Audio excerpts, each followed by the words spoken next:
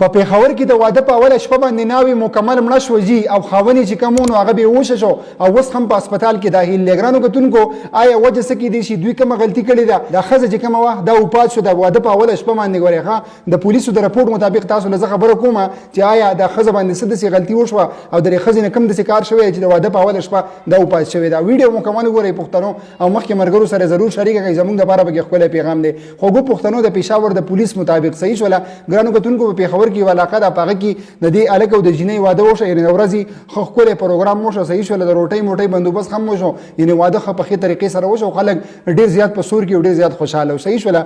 کله چې د واده شپه شوه خوږو پښتنو د هلک چې کله خپلې کوټې ته خپلې کمرې دننه لاړ که نو هلته کې بیا داسې وشو ګرانو کتونکو چې دوی هلته کې څه خوراک کولو په کمره کې، یعنې هر څیز چې و خو دې دواړو خوړلو، صحیح شوله. په مینه محبت باندې د یو بل سره ناست و، خوراک څښاک یې کولو چې په دې کې ګرانو کتونکو دا جینۍ چې کومه وه دا هم را پرېوتې ده او دا هلک هم را پرېوتی دی، ټیک شوله. نو دا جینۍ چې کومه ده دا په هغه ټیم باندې وفات شوې ده، یعنې مکمل ختمه شوې ده. هلک چې کوم دی دا بېهوشه شوی دی، دننه به یې څه شور کړی یا به یې څه چغه وهلي، صحیح شوله. بهر خلک چې کوم دي هغه پې خبر شوي دي، نو هغه ورپسې بیا کمرې ته ورداخل شوي دي. هلک چې کله وړی دی که نه هاسپیټل ته، نو په هاسپیټل کې هلک مرګي حال پروت دی، یعنې اوس هم هغه هلک چې کوم دی نو هغه مرګي حال پروت دی، صحیح شوله. او جینۍ چې کومه ده هغه وفات شوې ده. اوس هېڅ پته نه لګېږي دا خوراک چې دوی کوم کړی و که نه به دې خوراک کې زهر شامل و. آیا دوی ته زهر چا ور واچېلو که دوی په خپله باندې ځان د زهر واچېلو، صحیح شوله. او په خپله خو یو انسان دا نه غواړي زه خپل ژوند خاتمه وکړم، خو کیدای شي چا ورته زهر به د خوراک کې ورله چا زهر ورکړي دي دواړو نه او دواړه یې ختم کړي. خوږو پښتنو به دې ویډیو کې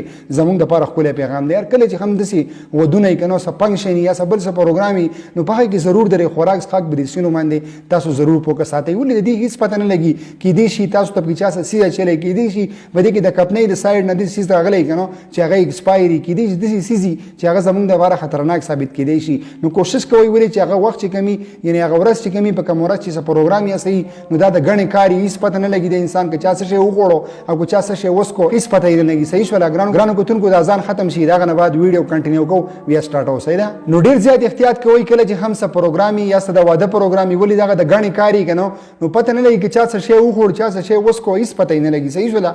نو ډېر زیات احتیاط کوئ. د ویډیو کتلو ډېره زیاته مننه چې چېرته اوسئ پښتنو. الله مو هات سه. د ویډیو مخکې ملګرو سره ضرور شریکه کړئ ولې چې نن سبا دا قصې قطاري چې دي دا ډېرې زیاتې راځي. والله پاک دې خورکۍ له په جنت کې الله مقام ورکړي او دا کم روډ چې بېهوشه دی، کم روډ چې بیمار دی که نو دې له الله پاک صحت ورکړي، ولې چې دله هم زندګي پرته ده، صحیح شوله. بهر حال د دوی به ټایم پوره شوی و، یعنې ټایم چې کله پوره شي که نه دې جینۍ به ټایم پوره شوی و نو دا مکمل ختمه شوه. بس الله پاک دې زموږ په حال رحم وکړي او الله پاک موږ ته وایي چې تا له ما دماغ درکړي، تا له ما ذهن درکړی، ته به سوچ کوې په یو کار کې چې ستا نقصان وي ته به هغه کار نه زیږي، په یو کار کې چې ستا نقصان وي که نو هغه کار له به ته ګوتې نه ورلې، صحیح شوله. نو موږ نه پکار ده چې په کم کار کې زموږ تاوان وي چې هغه کار له موږ نه وځو، چې په کم کار کې زموږ ګټه وي که نه په کم کار کې زموږ پیدا وي نو موږ نه پکار ده چې موږ هغه کار له ورځو په هغه کار باندې موږ حمله کوو. ډېره زیاته مننه قربان ملګرو سره ضرور ویډیو شریک کړئ. که څوک زما به د سید حبیب پیج باندې نه وي که نه دا ځان سره ضرور فالو کړئ. ډېره زیاته مننه. الوی الله مو سپارم تر بلې ویډیو پوره راکړئ. ماله اجازت، والسلام.